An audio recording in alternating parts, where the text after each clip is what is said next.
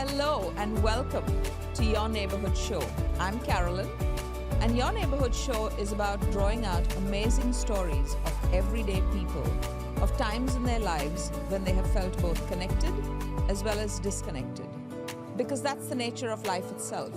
We aim to normalize both connection as well as disconnection. None of us escape disconnection at some point in our life. So let's welcome it, experience it, and celebrate it. Because if you don't experience disconnection, how can you experience the magic of connection?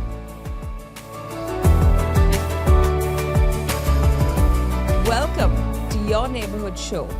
I'm Carolyn, and our guest today on the podcast is the lovely Cass. Cass is the CEO of the Rural Health Research Foundation. Did I get that right? Perfect. Yeah.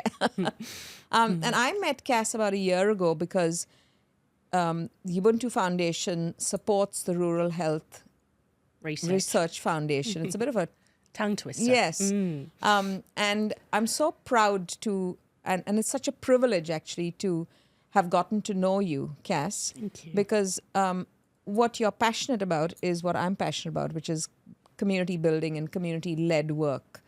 And so I'm going to let you share with our audience through our conversation today. But get ready for a very exciting story. There's lots of ups and downs, as always.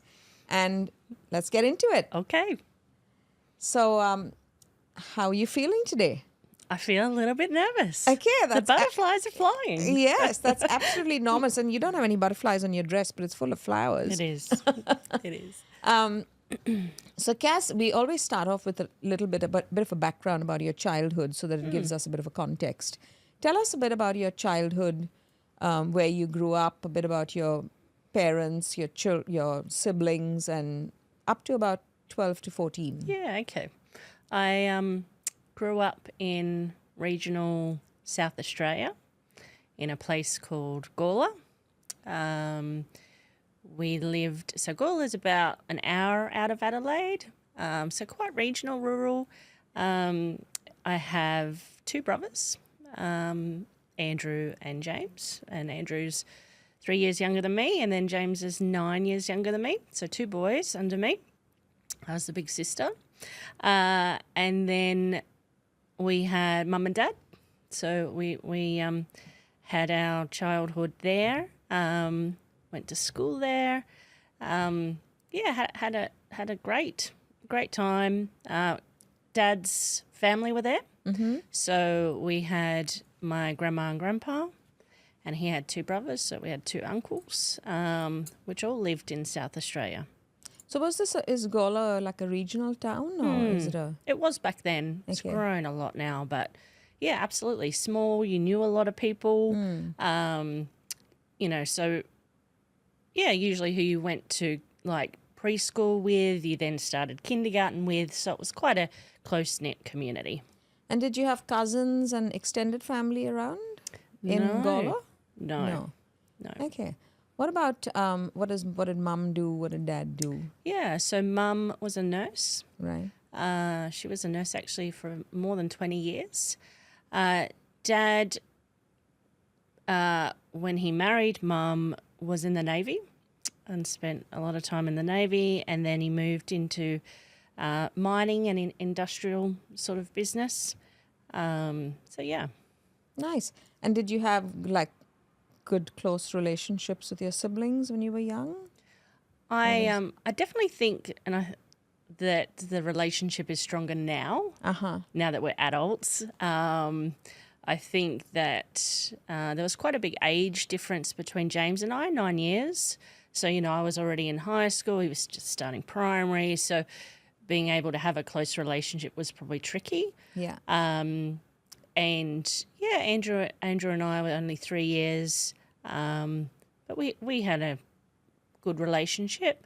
I don't know if I remember closeness from back then, but I definitely feel now that they both have children themselves, and I do, that we can relate and resonate on different levels now. Absolutely. I think as we get older as well, you learn to connect in more meaningful ways. Yeah. No, you're not taught that as a child. You just get on with. I mean, when I think back of my own childhood, I certainly wasn't close to my sister. I was closer to my brother because my sister went off to the Philippines to study, and so I never really was close to it. And now I speak to my sister every single day. Yes. So it's a choice, I think, when you get older. It is, and you make that effort, don't yes, you, to see absolutely, them and yeah. So that definitely changed. Yeah, and it's so important to have good relationships with your siblings, I think. But I always tried to do that with my children when they were young, but I had quite a complicated, dysfunctional marriage, I should say. So it wasn't easy always. But till today, I think I strive to always bring them together regularly, and then that's all I can do as a mother. But it's a good thing when siblings get along. Yeah. So then I think, from what I remember, you saying you all moved from Gawler to Sydney. Did you move to Sydney? How did that happen? Yeah, so we were quite isolated as a family, even though Dad's family was around. Mum's, Mum and so my grandma and her sisters, were in New South Wales on the Central Coast, Sydney. So I think it was tough for her because she had 3 little ones. James was probably 18 months. And, when you don't have that warmth and love of your own family and helping you and supporting you, that can be really tough and isolating, and loneliness sets in, and then the mental health stuff comes. So that was a big driver for us to leave South Australia and then move to New South Wales. I was in year 6 at that stage. Yeah. You said your dad's parents were also in Gawler. Yeah, they were there. They lived in Lindt. Were y'all close there? Were his dad's parents close to y'all? Like in proximity as well as... Yeah, so they were about 20 minutes away from us. They lived in a place called Lindt. They had a donkey called Ricky. Like they were on a big property. Yeah, there was a tennis court. So I used to play tennis, and my uncle Grant used to play tennis, so we often would play there. They had chickens. So it was quite a, rural place that we loved to actually go to. I think the relationship to us kids, if I'm very honest, and to Mum was strained. That happens, right, with families sometimes. I think back, and Dad's parents... still alive today, were quite strict. They liked things to be done a certain way, don't touch things. Andrew and James were at a point where they weren't allowed to go there. Oh, wow. Only me, because I did what I was told. So what I found is that we didn't have that, I think I talked about warmth and that love, of a grandparent. I shouldn't say normal, just of a grandparent. I don't feel that was there. Got it. I remember growing up as a young girl. I think it was that generation as well. Could be, possibly. Though not, you can't generalize, of course, because I had an uncle who was quite strict, and I remember his mantra was children should be seen and not heard. And I was a little bit of a rebel as a kid, and I remember getting beaten up, walloped for coming out at a party which I wasn't supposed to come out to. So I do get that. There are some grandparents that are quite strict and don't touch this and don't watch touch the that news, and don't talk while the news is on. Yes, I remember. Yeah. So absolutely, your mother. And what about your mother's side? So you moved to Sydney, and your mother's side how was that for you all? So her dad had passed. It was just her mum. Yeah. And she welcomed us, with arms wide open. She was in like this tiny unit. I remember we were all crammed in there because we'd just sort of arrived and had nowhere else to go. Mum has 2 sisters. So Mum's the oldest as well. She had 2 sisters and a brother. And they were all in that area as well. 2 sisters and a brother. So 3 of them. So it was 4 of them in total. So 3 sisters and 1 brother. Yeah. Wow. Yeah. And y'all. And so they weren't living, so it was just grandma, Mum, Dad, and the 3 of us. Okay. In like a 2-bedroom unit. Or her siblings were not Your mom's siblings were not there as well? No, but lived in the same areas. Okay. Yeah. So you had good that support. extended family kind of thing, which were warm and welcoming. Yes. And then had some cousins come along. Oh, nice. Yeah. So it was just a different environment. I think it was tricky, though, because I was sort of at that year 6, year 7 level, and with a move, you have to restart again.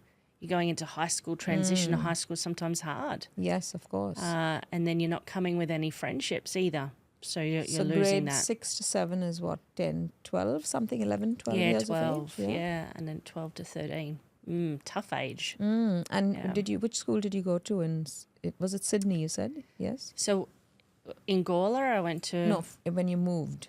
So I went to a Catholic school at East Gosford. Right. So St. Joey's. Central Coast. Central That's Coast, right, yeah. So tell me about your schooling. So that's high school then? Yeah, 6, moved 7. into high school. Yeah. Yeah. High school, I didn't love school. Yeah. I got good grades, you know. I made some friends, sort of short-term friends. They came, they went.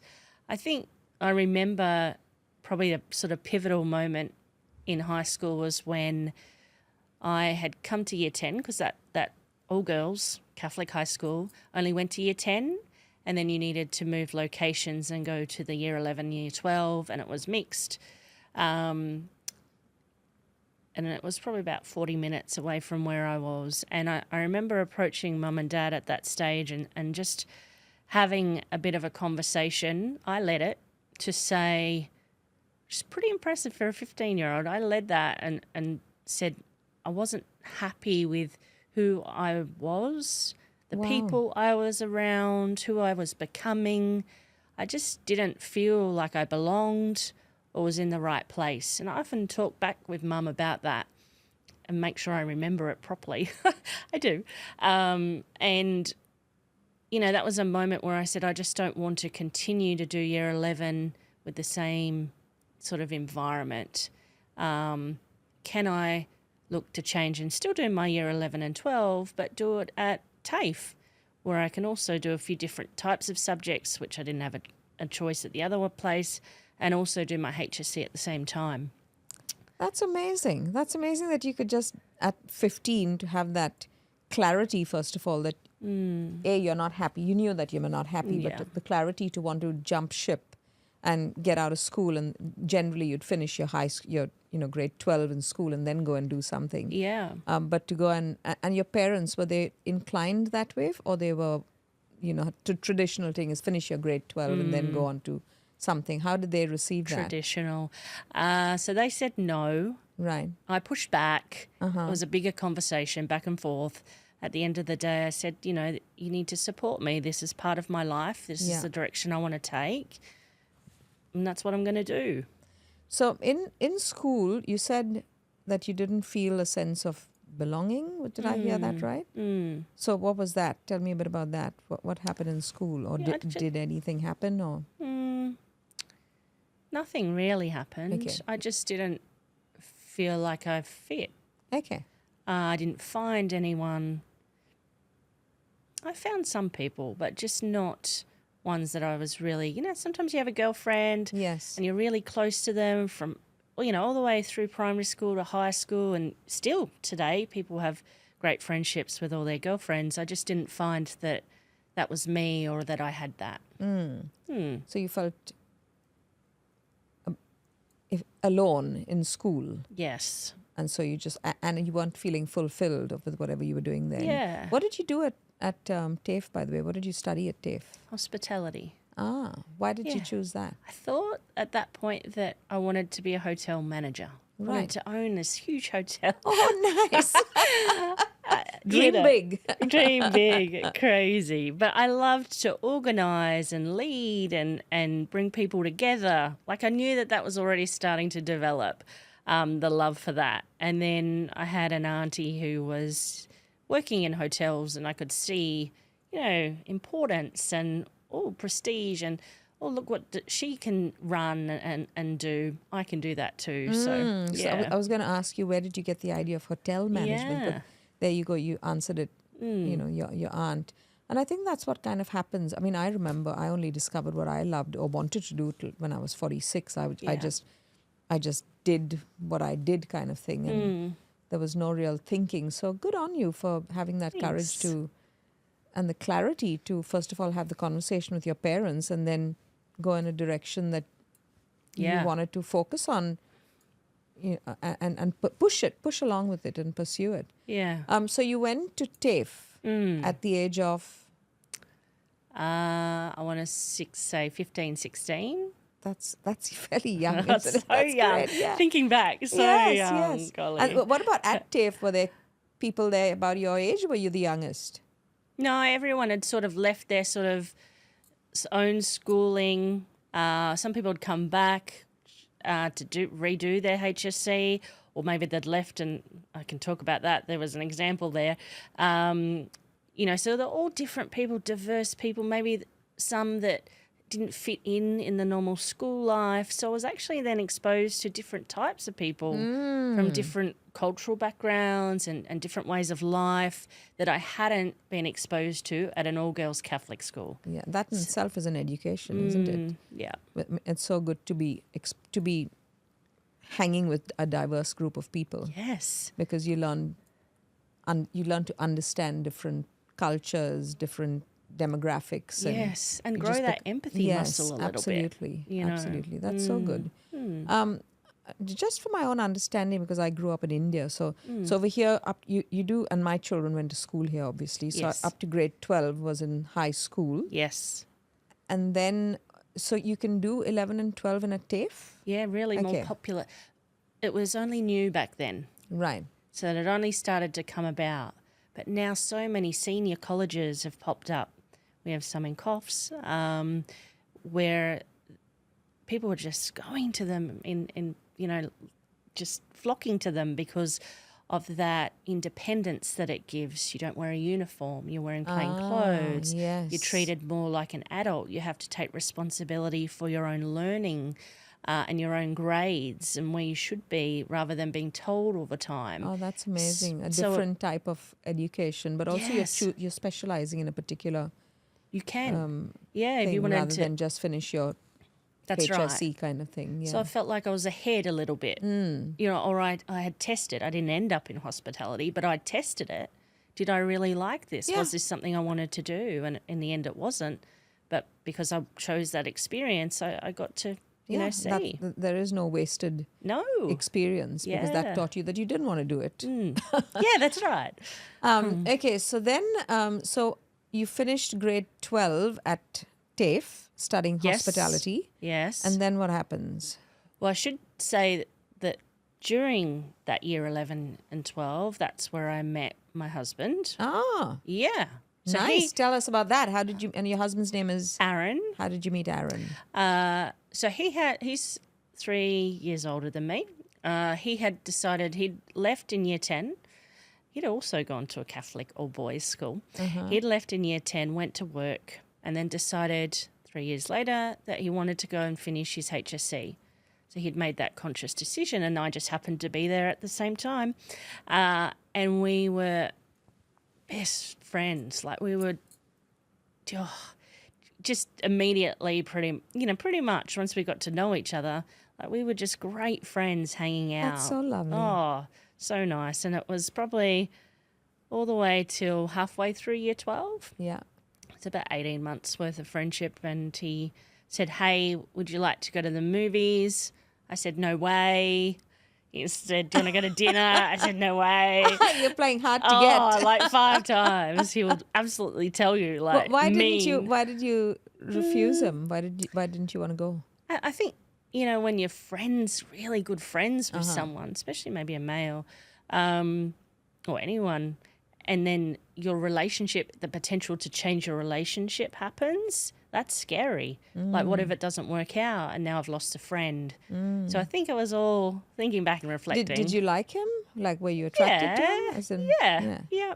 Okay. Well, I'm still with him. Yeah, of course. 27 years later. So despite that, you still said no because so your friendship, that's amazing. So the friendship with Aaron meant more to you or meant a lot to you that you didn't want to jeopardize that by going into a relationship with him. Of course, you're married to him now, but at that you're thinking that's very mature. Thank you. I remember we just was attracted to somebody, and you went and dated them. It's so good that you built a friendship first, and that's the basis of. I feel like that's why it still has worked exactly because of that. Exactly, and you valued that so much that you didn't want to jeopardize that and go into a relationship with him. Yes. But I ended up saying yes. Of course. Yeah. But you had that great foundation of 1.5 years of friendship, I did. Yeah. So then, so how old are you now? I mean, not now, but at the time in TAFE. When you finished TAFE. Finished TAFE 17, 18, around that age. And then what happens? So then we start a career. Right. I started a career in banking. Mm-hmm. I was straight out of school. So you studied hospitality, decided you didn't want to do it. Decided I didn't want to do it. And then studied human resources when I came out, but I sort of did that part-time with also working in the bank. And what that gave me was a taste of leadership and how to treat people and how to be able to understand their point of view versus yours. I liked that. That was a really good experience. And then banking, I could use those skills in bank. You can use those skills in any industry. So I went into banking, and Aaron followed me into banking. Different teams. So he teams. was also studying hospitality? No, he didn't, because it was optional at that time. Right. So I don't think he was just doing the normal high school subjects. Right. Whereas I had an add-on from memory, I think, yeah. As in the HR? No, when we were in TAFE. So where did you study HR again? So I was doing that part-time. So I finished year 12. Yes. And then I thought I still want to study a little bit, but I need to work as well. Okay. And it was sort of like a joint hybrid thing. Got it. Whereas he went straight into work at the bank. So you studied a bit of HR. Yeah. And then went into banking. Yeah, or very similar timing. Yes. And you liked. So when you were in banking, what was the bank you first worked with? NAB. NAB. Yeah. What was your role there? What did you do? So right at the beginning, it was just in the call centre. Right. I was there for 7 years. Aaron was there too, different teams. So when internet banking first came out, showing my age now, phone banking, we would help customers through that. And then I became a trainer. So would train new people that came on board. And then I was a team leader. Nice. So you progressed. You worked yourself. And I enjoyed up that. I liked feeling that. What aspect of that did you enjoy from in the call center and the training and all of that? Yeah, so that especially when I was a trainer and got to lead a team, being able to grow and develop people was really important and something I look back and really love. I enjoyed the team environment more so than the individual. So I liked doing things together and achieving a goal. That was something I loved. And that probably is, why I've always stayed in very similar roles to that. I think helping people. So good. So you're quite people-oriented and service-oriented. Yeah, in that respect. And relationships as well. Yes. Getting to know people and finding out how they tick and all of that. Yeah. Motivating, as you said. And then I remember you saying that you were part of the big hold up in the bank and in the cafe and stuff. And how did that... Tell us a bit about that, because I think most people would remember that. Yeah. When that happened. And how did it kind of shape you? What were your... How did it impact you, shape you, whatever? Yeah.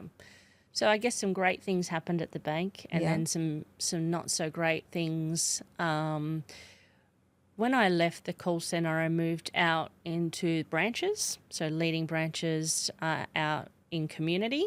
And one of those branches was in George Street in Sydney at that point, because we lived in DY. And Aaron was the manager of Neutral Bay. So there were a couple of things there, like you mentioned around the Lindt hold up and shooting that was in our street.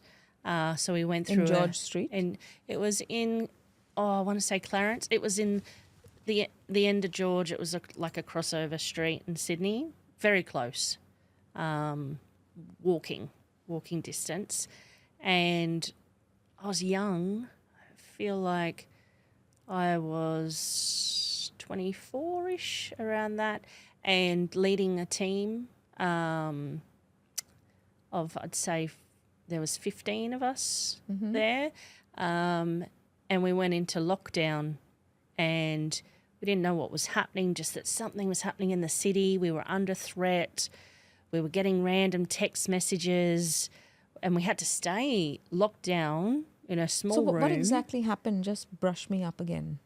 So someone had gone into, and I don't know if it was to rob or there was some sort of motive, into a Lindt Café in Sydney and took hostage of the customers within that. That's right. Yeah. I remember that now. Yeah. And then that was locked down and 2 people, from memory, lost their lives in that situation. And then police came in and took over. But we didn't know all that was going on. That was happening down there and your bank was about 100 meters up the road. Yeah. So you all were asked to stay low, basically. Yeah. Okay, and the whole city was shut down. Right. Yeah. Right. We didn't know what was happening. I was just getting these random texts that I then had to communicate to my team and keep calm. I was responsible for them, but also manage my own feelings of feeling scared, the unknown. So, yeah, it was definitely an experience, when you have something like that and you're not directly involved, but it still affects you. You remember that. Yes, of course. Yeah.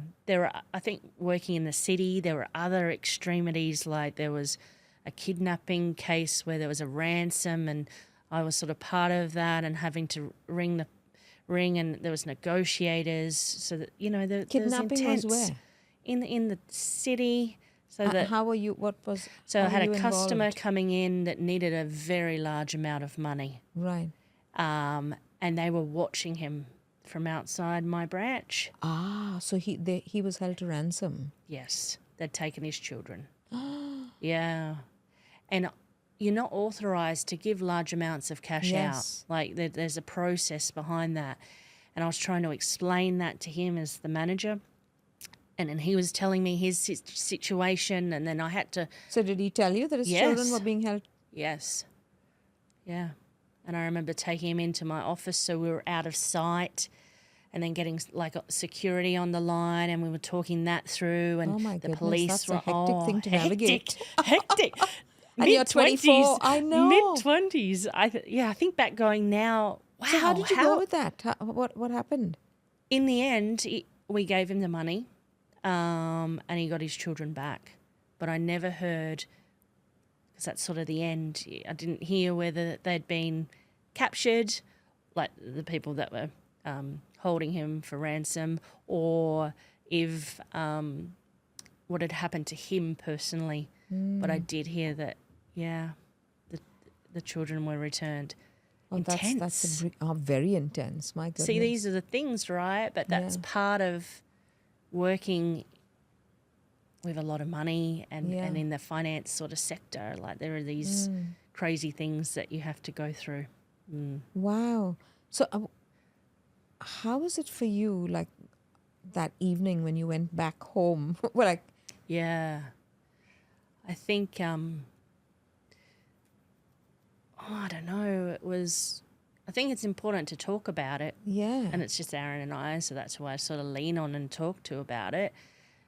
Do they do like kind of debriefing in banks and stuff for that kind of incident? So what's it called where they is it debrief? Not debrief. It's like post trauma, because that's like a trauma. Yeah. And I feel like I still remember it today, so surely it's hanging So around somewhere. Did they do any kind of trauma counselling? Not really at that stage, Have you had any for that? No. Isn't that strange? Now they do it. Yes. And they do it very well. Yes. So But there they've wasn't that learnt. awareness even of how it impacts people and the trauma. Yeah. See, Aaron went through trauma of his own, you know, when we were at Neutral Bay, and went through I don't think you'll mind me talking about this, but went through a robbery, a violent robbery, you know, and that had impact in the bank, on him. in the bank that he was working. Yeah, Wow. after closure, they came in and took a lot of money, 120 odd thousand. Goodness me. And escaped over the Sydney Harbour Bridge, and you know, that impacts. Of course. And again, no counselling back then. No one's fault. It's just there was just that no lack awareness. Yeah, 100%. Yeah. But you know, that affected us, and you know how we then dealt with trauma in our relationship. Lucky you had that good basis of friendship. Yes. And you could talk to each other about it. Probably did your own post-trauma counselling with each other. Kind of Likely. thing. You know what I mean? Yeah. How long were you in banking for, Cass? About 17 years. Wow. Yeah. So from the age of about 17. Straight out, yeah. All the way through to like 36, 37, I think. And so how many banks have you worked for? 2.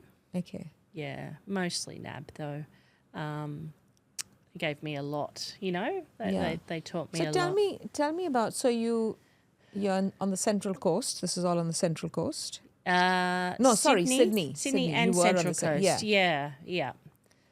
Yeah. Some good stuff happened in the bank too, mind you. Yeah, of course. Of course. There's always good and bad. But we tend to remember the things that most impact us, like those defining moments, things that happen in our life that shapes the way we think, our ways of being change, you know, just because of a certain incident you become more resilient, possibly. You know? And aware. Yes, and also hyper alert. I would be hyper alert if I was after that incident in the bank, and you'd be watching everybody that came in with kind of a lens of suspicion almost, you know what I mean? When COVID came and everyone had to wear masks and you can only see... Oh, that would have been traumatic. Triggering. Yes. Wow, like everybody that with a mask is a possible intruder kind of thing, or a bank robber or whatever, yeah. When did your children come along? First tell me, which year did you get married? 2005. So how old were you when you got married? Around that same age, mid-20s. Okay. That's a good story. Tell me about that. Yeah. So we'd been together about 7 years. Yeah. And I'm like, gosh, is this guy ever going to propose? From not wanting to go out on a date with him to waiting for him to propose. Right. Fair cool. And it was before we moved out to the banking world, like in different communities. We were still in the call center at that time, and he was there that day, but I didn't know where he was because I was leading my own team. We didn't really talk to each other during the day, and then suddenly we hear this announcement, and it happens sometimes, where we were asked to all put our callers on hold. So everyone's, I don't know, 100 of us. And I didn't know what was going on. I should know. I'm the team leader. I didn't know what was happening. So everyone put their callers on hold. And then that was happening. And then I saw this courier guy coming in with this big bunch of flowers. And I'm like, oh, someone must be getting some flowers. No idea. And then I'm watching him come closer. I'm like, oh, who's going to get these? And then he brings them to me. Still don't know where Aaron is, mind you. He was outside, but I didn't know. And then I got the flowers. I'm like, and everyone's still on hold, like the anticipation, like it's quiet. Did they know? Well, no. Some of them must have known and been in on it, but no. And then I get this like little note. I read the note on the flowers. I still have it in my wallet, and it said, "Hey, Bubba girl, would you marry me, Aaron?" Oh. And I'm like, what? Yes, but where are you? You know, and then I had to run around trying to find him, and everyone was cheering. Mind you, customers were still on hold. We didn't have video in those days. Did anybody get a video? No video. And then everyone had a little glass of champagne. That's so sweet. Yeah. Really So did he announce it on the... No, it wasn't him. No. No. That was the announcement came to put your calls on quiet so that he could, So it he could all wanted everybody happen. present over there while this was Yes. happening for you. What a That's bugger. but that's such an unusual, sweet way to do it, because he was doing it with all your whole team around you, basically, would be That's your right. people. Yeah. People who were important to us at that point in Yes. time. Yeah. So yeah, it was lovely, and So- most of them came to the wedding. You know. Aw, that's so special. Mm. And then what happened? Then that's when we sort of moved out into branches and that team leadership, and we bought a home together. So we moved to the Central Coast from Sydney, bought our first home. So he proposed to you, and then when did you get married? 2005. Okay, so was that Because it soon was- after he proposed? Yeah, it was 1 year exactly. Okay. Yeah. Uh-huh. Because I said, I'm not waiting any longer. Like, you made me wait 6 to 7 years. Like, you know. Let's get on with this now. That's right. Why are we still waiting, you know? So we got married on the Central Coast. It was just a small wedding, like Yeah. maybe 80 people odd, people that were important to us at that time. Aaron's got long-term friends, so a lot of friends from his sort of primary school came, who were my friends too then. And yeah, it was a really amazing day of love, you know? Beautiful. Yeah. Obviously, all the grandparents from both sides and They were everyone was there. over there. Yeah. Yeah. Dad walked me down the aisle. Oh, that's so sweet. Isn't it Yeah. lovely when a father walks his daughter down the aisle? Yeah. It doesn't always happen. That's not a guarantee because of Absolutely. different reasons. But I mean, my father walked me down the aisle, but sadly, sometimes it doesn't happen. So I think it's a bit of a privilege for both to have Yeah, I their agree with fathers that. walk them down the aisle. And I know then you had a very sad thing happen straight after your wedding. Tell us about that. I don't know how long it was, but it felt immediate. Like it felt within a week, maybe. Hard to remember that detail, but I don't. If it was when, so emails were around then, and I'd received an email from Dad, and it was unusual. And it was a letter long, like it was a page long, and it caught me off guard. It was a email that went into details that he didn't want to be part of my life anymore. That he felt I was a selfish person, and they're probably the only two things I remember from that. There was a lot more in it. But I think when you hear that from a parent, that's all you focus on then, right? Unexpected, hurtful. Don't know why, because I didn't feel like I never got feedback from anyone that I was a selfish person, you know, so I didn't really know where this was coming from. And nothing had happened. There was no incident. Well, that I think back, what has triggered this, or has there been a part where, you know, I've done something and spent actually quite a lot of time thinking about that, but nope. And he didn't explain No. why. He just decided he didn't want you to be part of his life. Yeah. That would have been tragic. Yeah. From I think. a, Yes. How did you deal with it? I don't know if I completely dealt with it. Like there are moments throughout, and we didn't talk for 20 years. There are moments like Father's Day or birthdays or Christmas time that I'd have a thought about it or a wonder.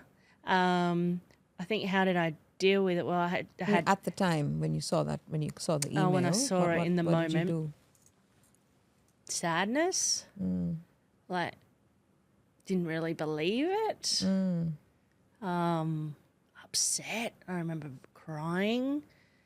I remember Aaron getting angry because it was upsetting me. Yes. And, you know, he wrote back and there was a bit of back Aaron and forth. wrote back? Aaron wrote back. I didn't. Yeah. Did you make any attempt to get in touch with your father after that? Yeah. You Yeah, I did? did. Yeah. Yeah. But nothing at that end. I'm so sorry. It's okay. That's It's a real horrible thing. I know. I mean, you hear a lot these days about children cutting off their parents, cutting off ties with their parents. I actually haven't heard any of a parent cutting off with a child, so that's I can't even think how anybody could do that, because me either. yeah. And I think I should say that I found other people to then be that figure for me. Was I don't know if my brothers Did he were talk able to your do that. brothers? Yeah, they knew. No, did he? At the time, he didn't cut off from them. No. They had both Just had a from his relationship. daughter. That's... Yeah. I don't know. But then, So he hasn't seen your children? no, I have two boys, Bobby and Brody. Love of our lives. How did you? Do they ever ask you how old are they now? 15 and 13. Have they ever asked you about him? Yeah, but because it's not part of, our conversations. Not really, but yeah, they definitely have said things in the past. Oh, I don't like him because he doesn't love you, Mum. So that there's been moments, 100%. How do you deal with? How do you explain that to your children, or did you explain anything to them about how that happened and how that was for you? Just sharing through your own sadness and pain. Or, I mean, you don't have to say anything if you don't want to, but just when children ask you questions like that, it's always a delicate situation of how do you navigate it? Yeah. So. I think Aaron and I and the boys have always had like a really open door, open Beautiful. conversations. We're honest with each other. So they understand how it happened and that it was unknown and I'll never know. And I think they took a bit of a protective, I know Aaron definitely did, role in, well, we don't like you now because that's our mum. Yes. So, but I think also making sure that we love them, the boys, and that they know that they're loved, and that if anything ever happened, they still come to us. We will always be there. Not that I feel like I did something, but just so they're very aware. Yeah, that no matter what, you'll are there for them. Yeah. Irrespective of anything that they might or might not do. Yeah. Consciously or unconsciously. We want them to come to us. Yes. To talk to us That's about beautiful. that. Yeah. So that was like a bit of an unconscious takeaway for yourself from that whole thing. Yeah, nice one. Yeah. And as you've said, you haven't yet had closure as in closure, but you've kind of parked it aside. Is that I'd say that's right. Aaron's dad, really stepped in and became my dad. Oh, that's so good. Yeah. They're still around today and I love them. But yeah, he would be that for me. Yeah, and I always think, look, crazy stuff happens in families, Yes. and if you are privileged enough to have somebody else step in and be a surrogate father, grandfather, grandmother. I know when Kevin and I split, my ex-husband and I was looking for my youngest son. He was 7 when we split, or then was 17. Second son was 17, and then my daughter was about 21.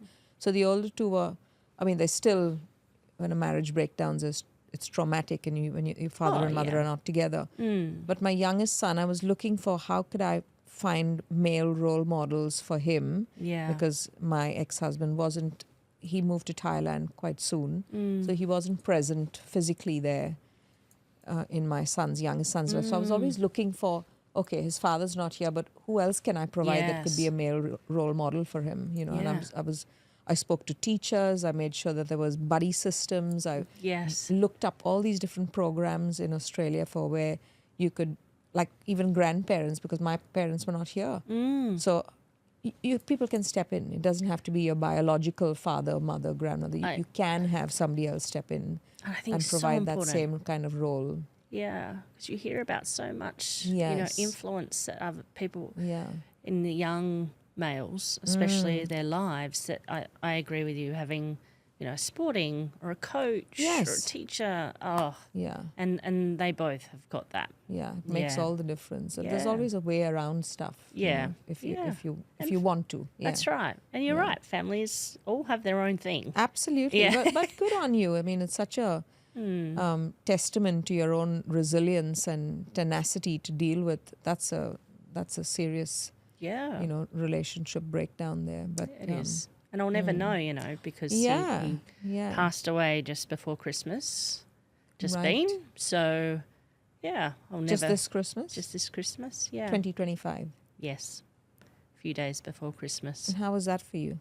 I knew when I got the message from my brother.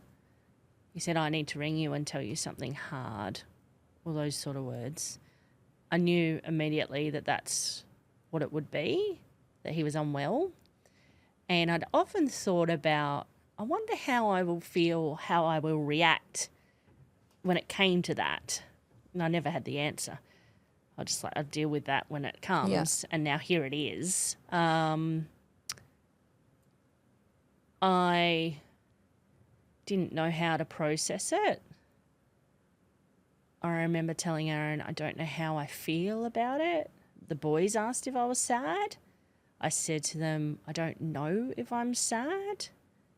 I'm sad that he has cancer and that he was in palliative care, and that means that he's at the end of his life. Like, I'm sad regardless, because that's still a human being and that's happening to him.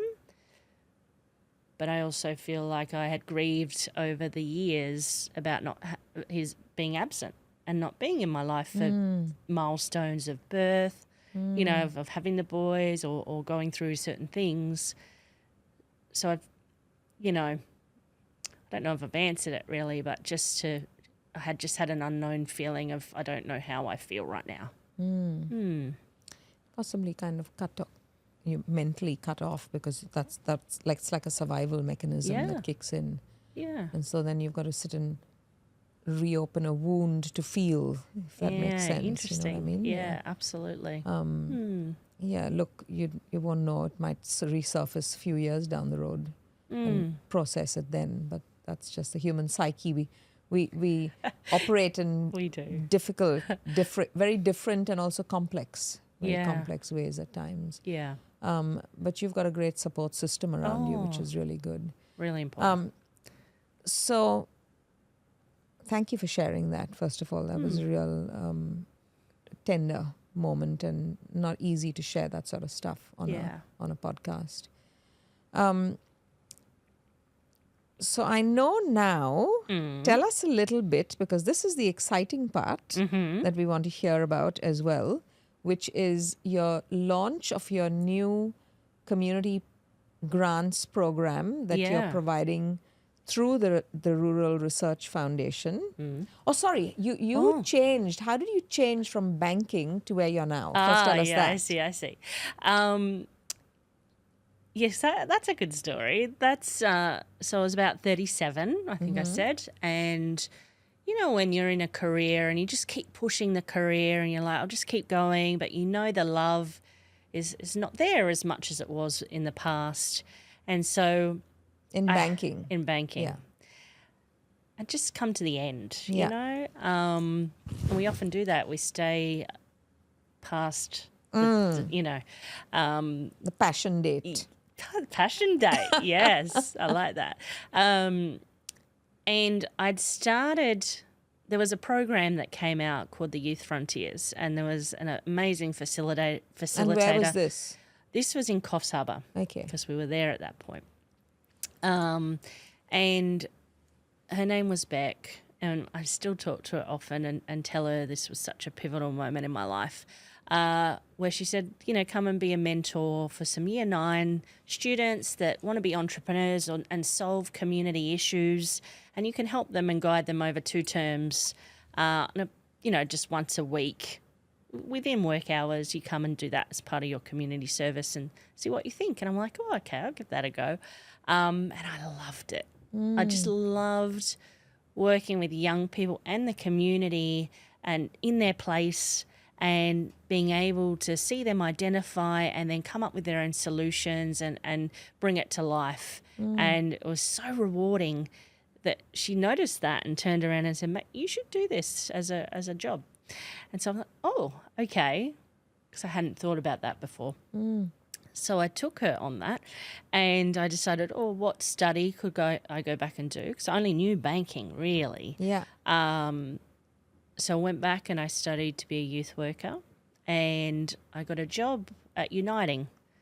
And it was this new type of role around social impact and community impact in different communities, and you had to embed yourself in those and work out what the community wanted and then co-design a project with them.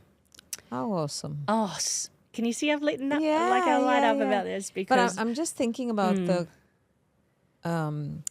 how you had done your thing in banking. Yes. And as you're just about getting tired and this opportunity about working with youth suddenly coincidentally happens. It's funny how the universe works. You know, you're just about tiring and then something else appears. And then this lovely lady, Beck, notices it and says something to you that, like you sometimes need just that one encourager to kind of affirm you in a way that even you wouldn't see yourself. Yes. And that pushes you into another direction, which is what happened to you. So and I often tell her, yes, you did this and that's for so me. good that you tell her. Yes, because I'd love to hear that from others. Yeah. So I we need each other. Yeah. Yes. Human beings need each other We to do. thrive. That's Yeah. I really believe that. I do Anyway, too. keep going. Yes. So enjoyed that. That was 4 years of my life that I absolutely loved. Met so many different people. It was a different industry for me, the non-for-profit world. I loved that. I love the do-good sort of feel and being able to achieve something but empower communities to really own it. So you can see where I'm going with this. This was the love that was beginning to really shine bright. So communities coming up with their own solutions, community-led solutions. From there, so it was 4 years, and then the state government had a role. They were starting their new office for regional youth. And I wasn't looking, but it just caught my eye because it was about establishing, co-designing youth and community projects. So it's very similar to what I was doing in the non-for-profit world, but in a state government sense. And I'm like, oh, this is interesting because I wouldn't imagine that they'd have a lot of people from the outside come in and help them develop that with a different sort of perspective, not just a plain government perspective. I want to give that a go. And I was also curious about how grants worked and how do they assess. And so I wanted the inside knowledge piece as well. And I got that and spent another couple of years designing youth and community projects within a government sense. So it just gave a unique experience for me of non-for-profit, now government, and that's really led me to where we are today. Skilling up and you're building up skills in new areas that you found a love for. And then along comes... this role. Yes. Yeah, this role. This is exciting. Tell us about this role. Yeah, so this role is a leadership role. It's about... I should give you context about how it came about. So some rural and regional health experts and research experts sort of put their heads together and said, we don't have a platform for regional areas across the nation to attract funding to then be able to filter that through to communities and place-based practitioners and nurses and doctors and community leaders. We don't have a mechanism or platform that attracts money to filter through to help with health outcomes in their communities. Because they know the answer. I know they know the answer, right? You do too. The metro areas do that really well with foundations and the hospital system, but nothing in the rural and regional sense. So they put their heads together and said, let's create a foundation around that. They got incredible support from yourself with the Ubuntu Foundation to be able to, from the ground up, build something. That's where I came in. That's when we met. And I'm now the leader of this new foundation, which is charity, DGR status charity, that now finds incredible health experts, community leaders, lived experience experts, really, and help them and empower them to bring their ideas to life, which will then have an outcome on the health and well-being of that community. Yeah, I really do feel very proud and very privileged that Ubuntu Foundation is able to support this Me too. amazing initiative, and which will have long-term effects going into, and it's community-led, which is what really was a big one for me. So thank you for the work that you do, Cass, and it's been such a pleasure to work with you, alongside you, and when you share all these things that you're doing, it really makes me feel so, warms the cockles of my heart, because it's I do strongly believe in community-led stuff. Like we cannot come up with solutions for people are dealing with issues. They've got to come up with their own solutions, and then they own it, and then they can fly, So tell us about, that's a great segue into the types of programs that that we're looking at. Yes, that you're looking at funding. So we're going to test and try a couple of different ways, and you're helping us with this. And it's just so that we also give our audience a bit of a peek into the type of stuff that the Research Foundation is funding now. Yeah, because it's not just, like the title is research, but it's not just that. Correct. Because we're all researchers. That's right. In one way or another. I mean, it's got to become practical at some point. Yes. And that's what I want you to share. So we're going to test and try two different ways to do this, just to, see what works. So one is around a grants program with small grants that people can apply for. So communities, community groups, non-for-profits, lived experience experts, they can apply for these small $5,000 grants to tackle something and design and research it and then implement the project into their communities. And Fabulous. We're going to test that in 3 areas. We're going to test it in the mid-north coast, northern New South Wales, and then also over the border into Queensland, so southeast Queensland. And we're going to focus on regional areas that may have disadvantage or may have a larger gap in health outcomes than others. So what kind of programs are we talking? Yeah, so that we're going to focus on community connection, bringing people together, addressing loneliness. So it could be a local group doing something that really helps the health and well-being of older Australians. Maybe it's a men's group or a walking group, or it doesn't have to be overcomplicated. So where can people apply for this? Yeah, so we've now got a website. Yay! That's been... And you got somebody doing your social media. Hey, yes I do. Eva, her name is. She's awesome. So we have a website, ruralhealthresearchfoundation.com.au. It's live. It's going to have a link up there. Have a look. And that'll actually have the guidelines, heaps more information.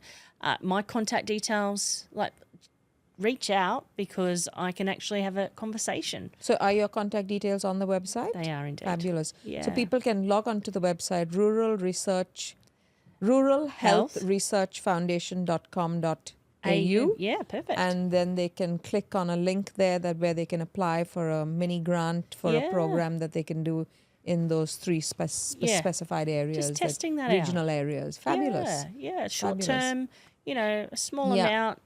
Do a bit of a pilot, see what works. So that's sort of one stream that we're looking at. And I should say on the website there's heaps of information about what we're up to. But yes, that's just that bit. And then the other part is we're going to have a little bit of a larger grant that's assigned to people doing really great work. So, for example, Motherland were regional. So you've already identified. Yeah. Right. They're doing some surveys and evaluation around, so they're based in Tasmania, Steph, and I'm going to work with her she's been doing a survey of rural mothers and what do they need and feelings and connection and what's missing.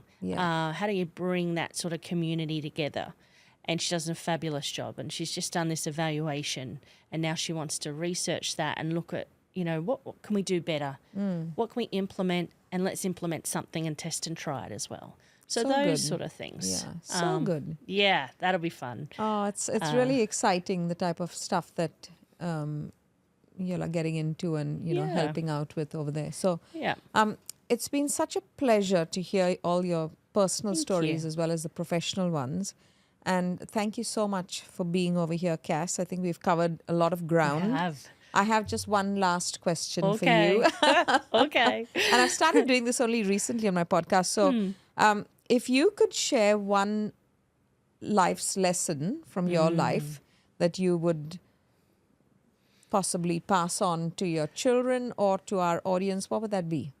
I think you mentioned a little bit of it earlier, actually, around opportunity. I think this is what I'd say to my boys. I think I'd say take every opportunity. When a door opens or a window opens and it's to explore something new, walk through it. Beautiful. It may not work out in the end, but you meet new people. You have connections that you wouldn't have had before, and you build skills and life experience.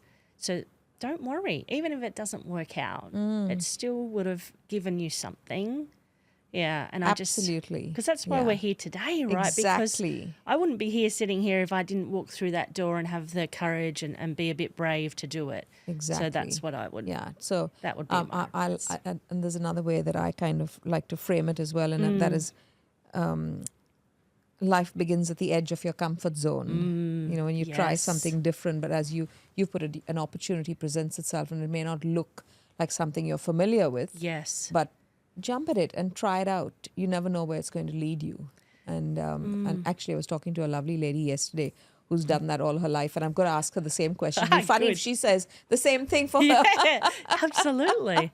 But like you've got so many more people to meet. Of course, and a completely new type of people. Yes. And so you learn, your whole experience of life is colored in a different way when you meet new people from a different community or a different professional background, and it opens up so many new opportunities and learnings for life, and we're here to experience life to the fullest. Yes, how so exciting. Thank you. That was a great learning. Thank you. Thank you so much for being with us. Oh, my pleasure. And we will chat more again. We will. Thank you. Thank you, Cass.